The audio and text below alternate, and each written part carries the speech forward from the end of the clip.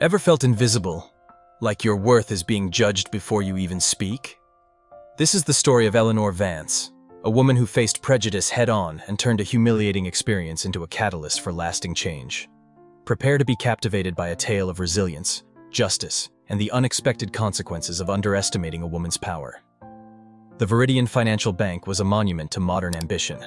Sleek glass and steel reflected the city skyline, mirroring the aspirations of the well-dressed men and women who streamed through its revolving doors. Inside, the air hummed with hushed conversations, the clicking of keyboards, and the subtle scent of expensive cologne. Eleanor Vance, a woman radiating quiet confidence, entered the bank with purpose. Her tailored gray suit exuded professionalism, and the gentle click of her heels on the polished marble floor announced her arrival. She clutched a black leather portfolio containing the final documents for a significant loan she had painstakingly secured. Eleanor approached the reception desk, offering a warm smile to the young woman with impeccably styled auburn hair behind the counter. "Good morning," she said politely. "I have an appointment with Mr. Alistair Finch. My name is Eleanor Vance." The receptionist, whose name tag read Brenda, glanced up, her eyes flicking over Eleanor with a barely perceptible hesitation. Her fingers paused on the keyboard, and she exchanged a fleeting, almost imperceptible glance with a male colleague standing nearby. "Ms. Vance, one moment, please," Brenda replied, her voice lacking warmth. She began typing, the clicking of the keys filling the brief silence. The male receptionist, a man in a charcoal suit, leaned slightly forward, ostensibly to glance at Brenda's screen, but his eyes darted towards Eleanor before quickly averting their gaze, feigning intense concentration on his computer. A subtle unease settled over Eleanor, a prickle of discomfort she couldn't quite ignore. Maintaining her composure, she asked, "Was Mr. Finch notified of my arrival?" Brenda cleared her throat. "Yes, he is aware. Please have a seat. He'll be with you shortly." Eleanor acknowledged her with a nod and walked towards the waiting area, a space furnished with plush velvet armchairs and sleek coffee tables. She settled into one of the chairs and retrieved her phone, checking the time. It was precisely 10 o'clock a.m., the scheduled time of her appointment. Time ticked by. 15 minutes bled into a half hour, then 45. Eleanor took a deep breath, consciously relaxing her shoulders. It was just a matter of signing paperwork, finalizing a loan that had already been approved. Nothing complicated. Yet, a nagging feeling persisted. As she waited, she observed a steady stream of clients arriving and being ushered into offices with minimal delay. Men in sharp suits and women carrying designer handbags were greeted with enthusiasm and whisked away, their appointments seemingly prioritized. She even saw Alistair Finch himself, a tall man with thinning blonde hair and a perpetually furrowed brow, personally greeting several clients, shaking their hands, and escorting them into his private office. Each time, he meticulously avoided eye contact with Eleanor. A stylishly dressed woman, radiating an air of importance, rushed in and was immediately received. Finch greeted her with a broad smile and ushered her inside. Eleanor's brow furrowed slightly. She straightened in her seat, her heart rate increasing subtly. Standing, she walked back to the reception desk. "Excuse me," she said, her voice carefully controlled. "I've been waiting for almost an hour. Is Mr. Finch aware that I'm still here?" Brenda blinked, feigning surprise. "Yes, Ms. Vance. He, had a slight holdup, but he'll be with you very soon." A slight holdup? Eleanor crossed her arms, her patience wearing thin. "Because I just saw him personally greet a client who arrived well after me." Brenda's mouth opened slightly, hesitation flickering across her face. She looked away. "I'll check again, Ms. Vance." Eleanor inhaled deeply and returned to her seat. This time, however, her patience was stretched to its limit. Each passing second felt like an eternity. Her leg bounced nervously, a telltale sign of the agitation she was struggling to suppress. She checked her phone countless times, answered emails, and scrolled through social media, desperate for a distraction. Finch continued to circulate through the lobby, pointedly ignoring her presence. Eleanor had experienced this kind of treatment before. She recognized the averted gazes, the dismissive responses, the forced smiles. But this felt different. She wasn't there begging for a favor. She had a right to be seen. Just as Eleanor was about to rise and demand an explanation, she heard her name called. Ms. Vance, Mr. Finch can see you now. The receptionist avoided her gaze as she spoke, as if she already knew the delay was unjustified. Eleanor smoothed down her skirt, took a deep breath, and walked with determined steps towards Finch's office door. The moment she entered, Alistair Finch remained seated behind an imposing mahogany desk. He didn't even bother to look up from the papers he was pretending to scrutinize. "Ah, Ms. Vance," he murmured, adjusting his glasses. "Please accept my apologies for the wait. We had a few unforeseen complications." Eleanor didn't respond immediately. She simply observed him. Finch was a tall man, his temples flecked with gray, dressed in an expensive, impeccably tailored suit. His tone was controlled, but laced with a false politeness that grated on her nerves. He stacked a few files in front of him and gestured towards the chair opposite his desk. "Please, have a seat." Eleanor sat down, her back straight, her gaze unwavering. Finch finally looked up, scrutinizing her as if assessing whether she was truly worthy of his time. "So," he said, interlacing his fingers, "before we proceed with the signing, I need to revisit a few points regarding your loan." Eleanor remained impassive, but she felt her blood begin to boil. "The documents have already been reviewed and approved," she replied, her voice firm but polite. Finch smirked, picked up a sheet of paper, and began to leaf through it with deliberate slowness, as if he had all the time in the world. Yes, but a project of this magnitude deserves particular attention, don't you think? After all, a real estate investment is no small matter. I imagine you have a great deal of experience in this area." Eleanor met his gaze head-on. "I have sufficient experience to know that this stage of the process is already complete. I wouldn't be here if everything wasn't in order." Finch leaned back in his chair, toying absently with his watch. "Of course, but I always like to personally review certain details. One can never be too careful, especially when dealing with such substantial amounts." The insinuation was clear. He was trying to intimidate her, to drag out the process to make her uncomfortable, perhaps even hoping she would give up or accept unfavorable terms. She clasped her hands on the table. "I understand the importance of caution, Mr. Finch, but I'm certain that a bank of Veridian Financial stature wouldn't approve a loan without having thoroughly examined every detail beforehand. If there's a problem, please tell me what it is." Finch smiled again, this time making no attempt to conceal his condescension. "It's not a problem, Ms. Vance, but we're talking about an ambitious project, and I simply want to ensure that everything is in order. After all, we wouldn't want you to find yourself overwhelmed, would we?" Eleanor tilted her head slightly, her eyes narrowing. "Interesting, because I didn't notice this same level of concern for the other clients who were received before me. Clients who, by the way, arrived well after I did." Finch's expression hardened for a fleeting moment before he forced a laugh. "I see you're very observant. I suppose I should be." A tense silence filled the room. Finch picked up a pen, rolled it between his fingers, and sighed softly, as if weighing the pros and cons of continuing this charade. Eleanor didn't break eye contact. Before he could say anything, a knock sounded on the door. Finch's secretary, a young woman with nervous eyes, rushed in. "Mr. Finch, the board members have arrived. Mr. Harrison would like to see you immediately." Eleanor immediately noticed the shift in Finch's demeanor. His face, previously radiating arrogance and control, now tightened with anxiety. He straightened his tie, visibly flustered. "Yes, Ms. Davies. Thank you." Then, the door opened fully, revealing a distinguished man with graying hair and a piercing gaze, Franklin Harrison. As soon as he saw Eleanor, a genuine smile illuminated his face. "Eleanor Vance. What a pleasant surprise." Finch visibly stiffened. A heavy silence descended upon the room. Finch, who had seemed so in control just moments before, now looked frozen, as if desperately trying to understand what was happening. Eleanor remained seated, observing the director with perfect composure. Franklin Harrison strode forward, extending his hand. "Eleanor, don't tell me you've encountered a problem." The entire room seemed to hold its breath. Finch adjusted his tie, clearly uncomfortable.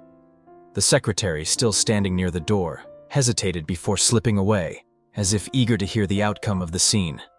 Eleanor shook Harrison's hand, returning a subtle smile. "The appointment has taken a little longer than expected," she replied, without breaking eye contact with Finch. Harrison frowned. "Taken longer? What caused the delay exactly?" He turned his gaze towards the director. Finch forced a smile, attempting to regain control of the situation. "Oh, just a slight hiccup. We had a few additional points to verify. Nothing unusual." Eleanor decided she wouldn't remain silent. "The appointment was scheduled for 10 a.m., she said, looking directly at Harrison. "I waited for over 3 hours. During that time, I saw clients who arrived after me being received immediately." The atmosphere grew heavier. A board member, a tall man with thinning hair, crossed his arms and glared at Finch. "3 hours? That's unacceptable," Harrison repeated, this time making no attempt to conceal his irritation. "Actually, a little more.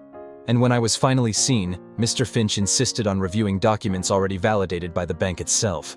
I got the impression that someone was trying to complicate matters." Finch let out a forced laugh. "Mr. Harrison, I think this is simply a misunderstanding. I only wanted to ensure that everything was in order.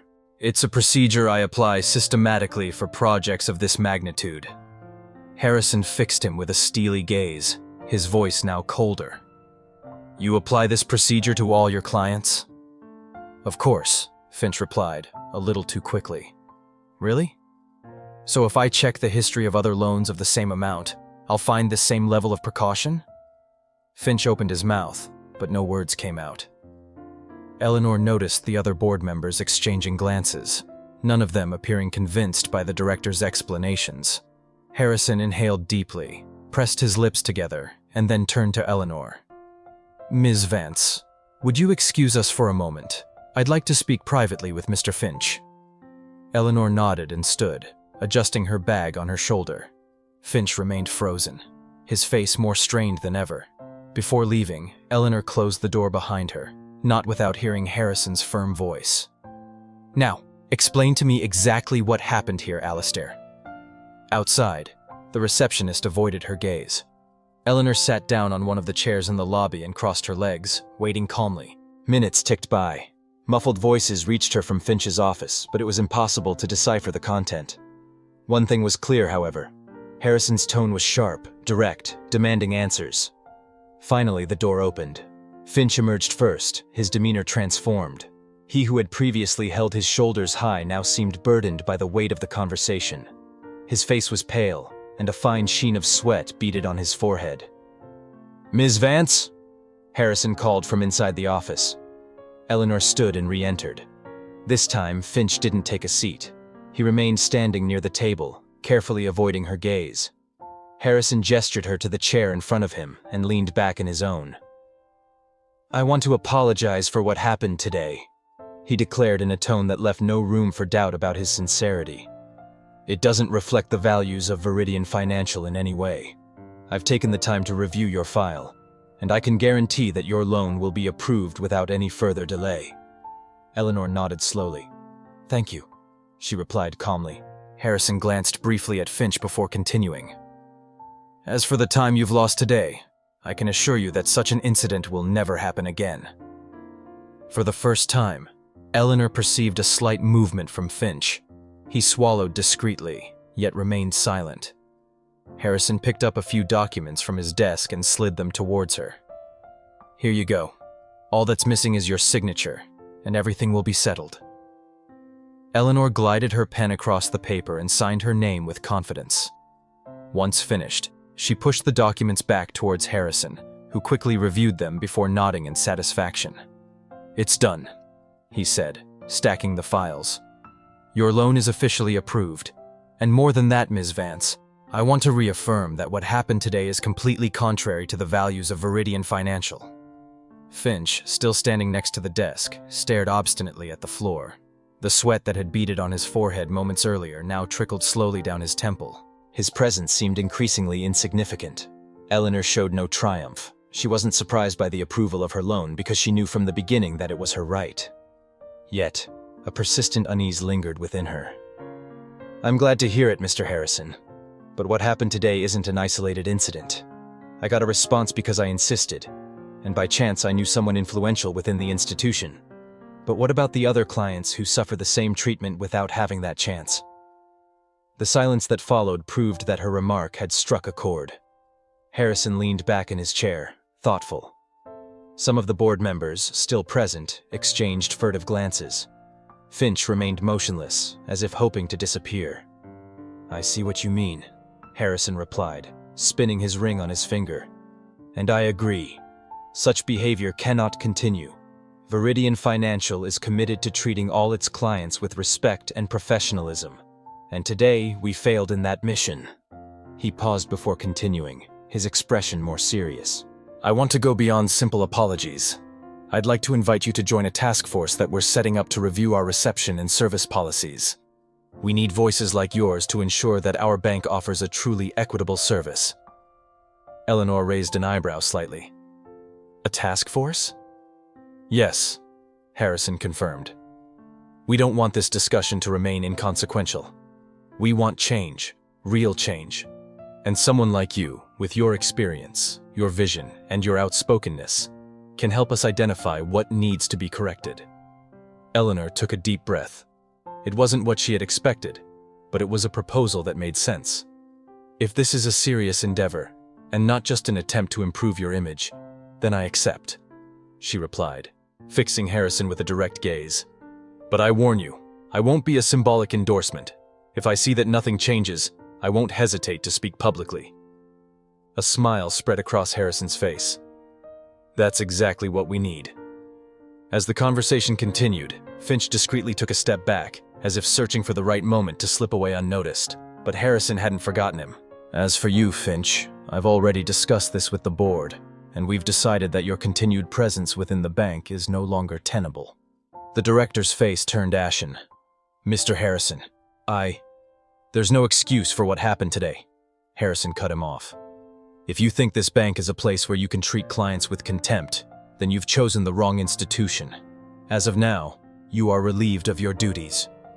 Finch opened his mouth, but no sound came out. He averted his eyes. There was nothing left to say.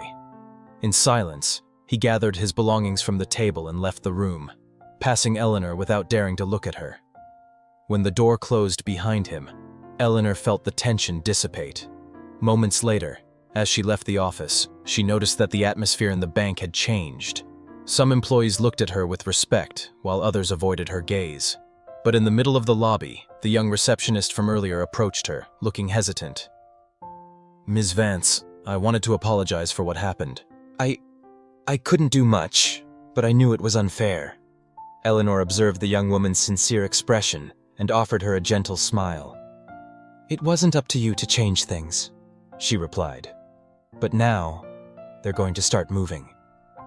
The receptionist nodded, visibly relieved. Eleanor grabbed her bag and headed for the exit. She had obtained what she had come for, but she knew that this went far beyond a simple loan. What had happened in that bank wasn't just about her. It was about opening the way so that no one else would have to endure this type of treatment. And this was just the first victory. This story reminds us that respect and dignity are not privileges, but fundamental rights. Eleanor refused to be treated as someone of lesser value, and proved that with firmness and intelligence, an injustice can be transformed into real change. How many times have you witnessed or been a victim of a similar situation? What did you do? Share your experience in the comments below. This story is not just about financial inequality, but also highlights the importance of challenging any form of prejudice and discrimination in our lives. What actions can we take to promote respect and equality in our own communities? And send this video to someone who needs to hear this message. Wishing you good health, and remember, your voice matters, your worth is undeniable, and together, we can build a more just and equitable world. Please subscribe to our channel.